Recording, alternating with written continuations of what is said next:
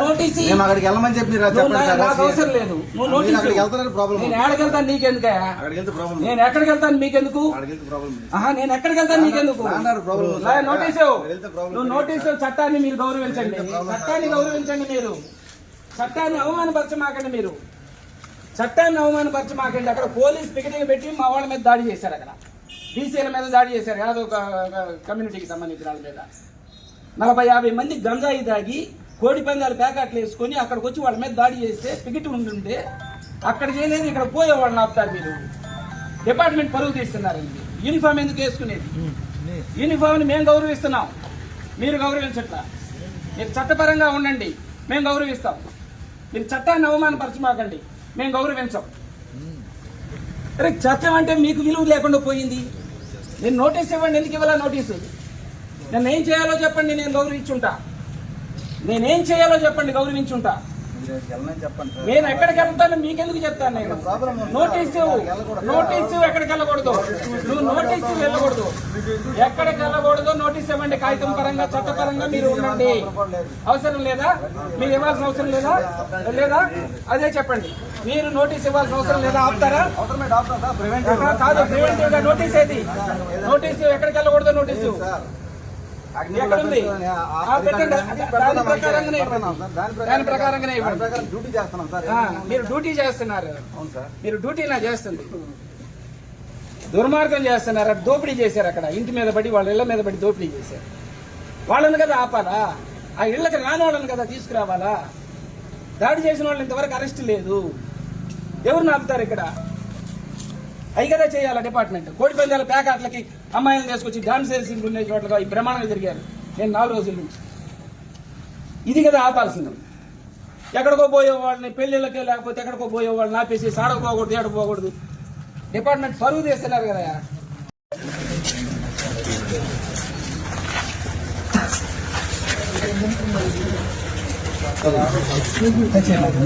తాకమాకండి, తాకొద్దు. తాకొద్దు.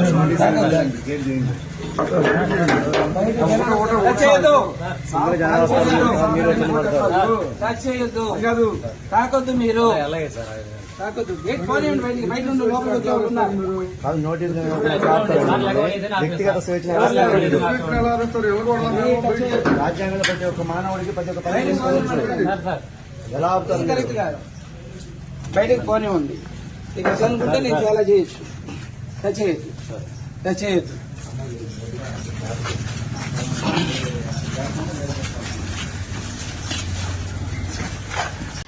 నిన్న రాత్రి అంటే 17/1/2026న వేమూరు నియోజకవర్గం చుండూరు మండలం కేఎన్పల్లి గ్రామంలో రాత్రి సుమారు 10-11 గంటల సమయంలో పోలీసు పికెటింగ్ ఉండగా పోలీసుల ఆధ్వర్యం అనే అనాలో ఏమో తెలియదు కానీ వాళ్ళు ఉండగానే కొంతమంది దుండగులు, ఒక 50 మంది పైన దుండగులు రాడ్లు, కర్రలు, రాళ్లతో ఆ ఒక్క గ్రామం మీద పడి ఆ గ్రామానికి సంబంధించినటువంటి సర్పంచి, అక్కడ ఉండేటువంటి నాగేశ్వరరావు, నాగయ్య అనేటువంటి వాళ్ళ ఇళ్ల మీద పడి వైఎస్ఆర్ కాంగ్రెస్ పార్టీ కార్యకర్తలు వాళ్ళ ఇళ్ల మీద పడి దారుణంగా వాళ్ళని చంపడానికి ప్రయత్నించడం జరిగింది.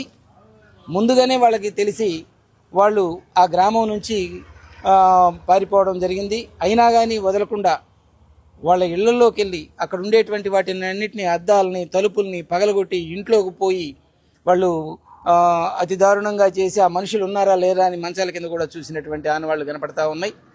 మరి ఈ రకంగా అక్కడి నుంచి తర్వాత మళ్ళీ వేటపాలెం వెళ్ళి అక్కడ కేఎన్పల్లి సర్పంచ్ అక్కడ ఉంటాడని చెప్పేసి ఆ అద్దెకుండేటువంటి ఇంటి మీద కూడా దాడి చేయడం జరిగింది. అక్కడి నుంచి చుండూరులో రవిశంకర్ రెడ్డి అనేటువంటి అతని మీద దాడి చేసి ఆ తర్వాత మున్నంగివారిపాలెంలో కూడా ఫ్లెక్సీలన్నీ, వైఎస్ఆర్ కాంగ్రెస్ పార్టీ ఫ్లెక్సీలన్నీ కూడా చించుతూ కేకలేసుకుంటూ పోలీసుల మధ్యలో కేకలేసుకుంటూ గంజాయి తాగి గందరగోళంగా చేసినటువంటి పరిస్థితులు రాత్రి జరిగినాయి.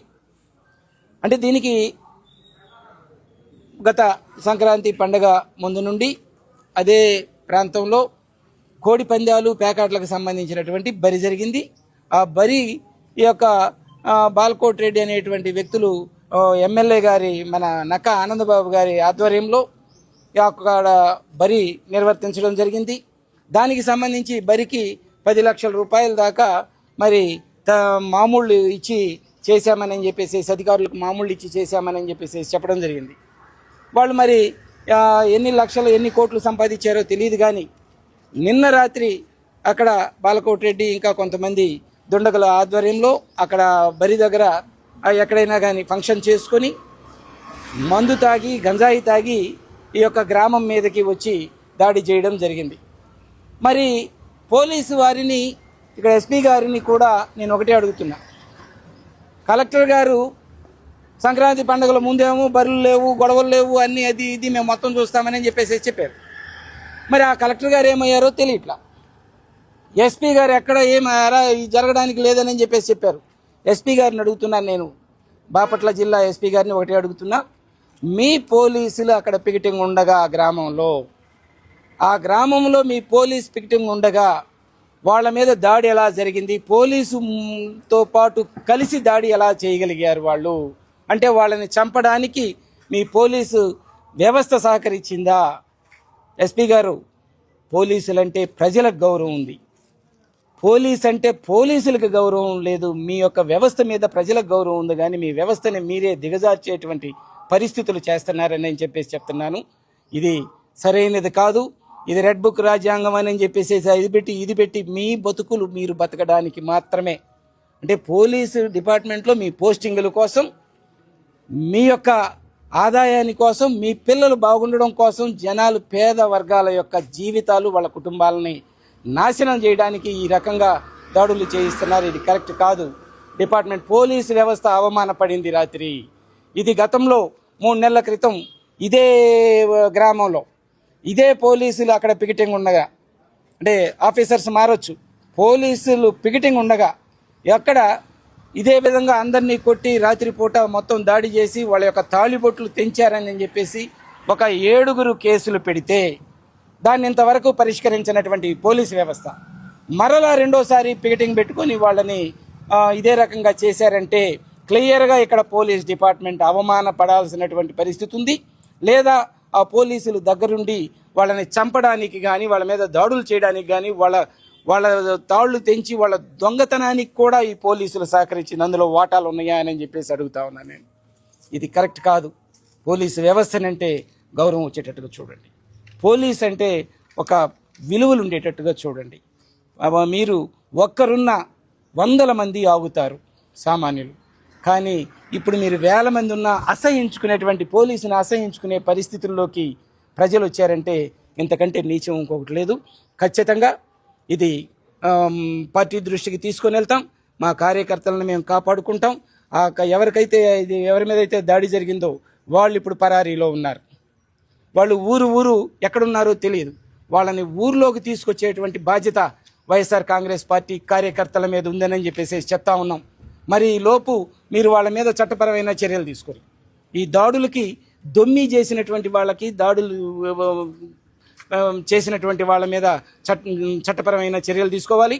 ఎవరైతే అక్కడ క్యాంప్ చేశారో, పికెట్ చేశారో, ఎవరైతే వాళ్ళ సమక్షంలో ఈ యొక్క దాడులు జరిగినాయో వాళ్ళని అధికారులని ఖచ్చితంగా డిపార్ట్మెంట్ పరమైనటువంటి యాక్షన్ తీసుకొని రెండోసారి ఇటువంటి జరగకుండా చూడాలని చెప్పేసి మేము తెలియజేస్తా ఉన్నాం, డిమాండ్ చేస్తూ ఉన్నాం.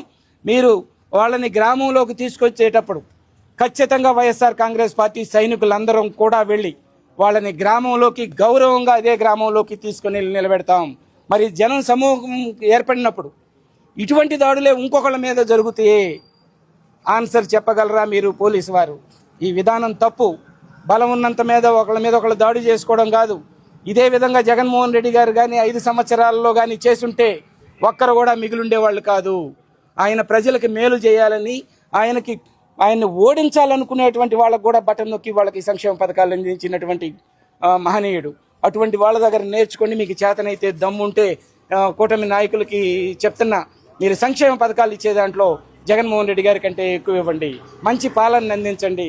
అంతేగాని ఈ రకమైనటువంటి మీ యొక్క పాలన వలన గౌరవమైనటువంటి ప్రజలు ఏదైతే నమ్మకంగా పెట్టుకున్నటువంటి పోలీసు వ్యవస్థ ఇప్పుడు అవమానపడుతుంది, హీనంగా పోతుంది. ఎస్పీ గారు, మీరు గౌరవంగా మీ డిపార్ట్మెంట్ యొక్క గౌరవాన్ని నిలబెట్టాలా. దీనికి కారకులైనటువంటి డిపార్ట్మెంట్లో ఉండేటువంటి అధికారుల మీద చర్యలు తీసుకోవాలి. తప్పు చేసినటువంటి వాళ్ళ మీద కఠినంగా శిక్షించాలని చెప్పేసి కోరుతా ఉన్నాం.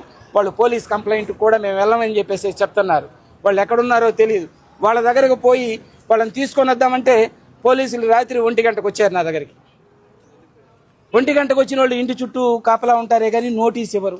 సరే ఎందుకో ఉన్నారు కదా పోలీసులు, ఎందుకో ఉన్నారులే అని చెప్పేసి మేము మా పని మేము చేసుకోవడానికి వెళ్తా ఉంటే వచ్చేసేసి మీరు వెళ్ళకూడదంటారు. అరే, చట్టాన్ని పాటించాల్సినటువంటి పోలీసులే చట్టాన్ని అతిక్రమిస్తూ ఉంటే అసలు గౌరవం ఎక్కడుంటుంది? మేము గౌరవిస్తున్నాం పోలీసుల్ని, కానీ వాళ్ళు ఆ డిపార్ట్మెంట్ని గౌరవించట్లా. నోటీస్ ఇవ్వండి, ఎక్కడికి వెళ్ళకూడదో నోటీస్ ఇవ్వండి అని చెప్పేస్తే ఉదయం 7 నుంచి నన్ను అక్కడ ఆపి 8 నుంచి ఆపి ఎప్పటి వరకు అంటే 10:37 దాకా కనీసం నోటీస్ ఇవ్వకుండా నేను అడిగితే అప్పుడు నోటీస్ తీసుకొచ్చి ఇస్తారు. బజార్లో మమ్మల్ని అవమానిస్తారు, మా పనులు మమ్మల్ని చేసుకొని అక్కడ కోడి పందాల ప్యాకెట్ల దగ్గరకు మాత్రం అక్కడ ఉండరు. అక్కడ దాడులు చేసేదేమో దగ్గరుండి మీరు దాడులు చేయిస్తారు. మేము బజారుకు మామూలుగా పోయో లేకపోతే ఫంక్షన్లకు వెళ్తా ఉంటే సామాన్యుల్ని పోలీసు వ్యవస్థ అంతా ఆపుతుంది. ఇది మీకు సిగ్గుగా అనిపించడం లేదా డిపార్ట్మెంట్ వారికి అని నేను చెప్పేసి అడుగుతా ఉన్నా. దొంగ కేసులు పెడుతున్నారు, అవమానపరుస్తున్నారు, అన్నీ చేస్తూ ఉన్నారు. కానీ మీ కుటుంబాలు మీ పిల్లలు బాగుండడానికి ఇంత దిగజారాల్సిన అవసరం లేదు. డిపార్ట్మెంట్ని దిగజార్చాల్సినటువంటి అవసరం లేదు. ఖచ్చితంగా అటువంటి వ్యక్తుల మీద కేఎన్పల్లిలో జరిగింది, వేటపాలెం పోయి అక్కడ దాడులు చేశారు. అట్లనే చుండూరులో వచ్చి అక్కడ ఒక నాయకుడి మీద దాడి చేసి కర్రలతో కొట్టారు. అక్కడి నుంచి మున్నంగివారిపాలెం వెళ్ళారు. వరుసన గ్రామాల్లో దాడులు చేసుకుంటూ పోతా ఉంటే గంజాయి అమ్ముకునేటువంటి వ్యాపారులు, గంజాయిలు తాగేవాళ్ళు ఈ రకంగా చేస్తూ ఉంటే వాళ్ళ మీద ఎటువంటి చర్యలు లేవు. ఖచ్చితంగా వాళ్ళ మీద చర్యలు తీసుకోవాలి. ఈ ఎవరైతే దాడికి దాడి వల్ల ఇబ్బంది పడ్డారో వాళ్ళని సేఫ్గా ఉండేటట్టుగా వాళ్ళకి రక్షణ కల్పించాలని అని చెప్పేసి కోరుకుంటా ఉన్నాను. నేను వాళ్ళని అడిగితే మాకు వద్దయ్యా, మేము రాము, మేము పోలీసుల దగ్గరికి మేము పోము, మేము ఆ కోర్టు దగ్గరికి వెళ్తాం, మమ్మల్ని మెర్సీ కిల్లింగ్కి మాకు ఇవ్వండి అని చెప్పేసి వాళ్ళు అడుగుతూ ఉన్నారు. తప్పు, మీరు పోలీస్ దగ్గరికి వెళ్ళాలా, కంప్లైంట్ పెట్టాలంటే మేము కంప్లైంట్ పెట్టం. మమ్మల్ని వాళ్లే దగ్గరుండి చంపుతున్నారు, వాళ్లే దగ్గరుండి కూటమి నాయకులను తీసుకొచ్చి మమ్మల్ని చంపడానికి ప్రయత్నం చేస్తున్నారు. కాబట్టి మాకు పోలీసు వ్యవస్థ మీద గౌరవం లేదు, మమ్మల్ని వాళ్లే చంపుతారు కాబట్టి వాళ్ళ దగ్గరకు మేము వెళ్ళలేమని చెప్పేసి అన్నారు. మా నాయకుల్ని, మా కార్యకర్తల్ని, ప్రజల్ని కాపాడుకోవాల్సినటువంటి బాధ్యత ఈ రాష్ట్రంలో ఉండేటువంటి వైఎస్ఆర్ కాంగ్రెస్ పార్టీకి ఉంది. జగన్మోహన్ రెడ్డి గారి దృష్టికి తీసుకొని వెళ్తాం. ఖచ్చితంగా వేమూరు నియోజకవర్గంలో ఉన్నటువంటి ప్రతి ఒక్క వైఎస్ఆర్ కాంగ్రెస్ పార్టీ శ్రేణులందరూ కూడా ఆ ఒక్క కార్యకర్తగా అండగా ఉంటాము, వాళ్ళకి అండగా ఉంటాము, వాళ్ళని రక్షించుకొని మేము ఆ ఇంటికి తీసుకొని వస్తామని చెప్పేసి మీ అందరికీ తెలియజేస్తున్నాను. జై జగన్.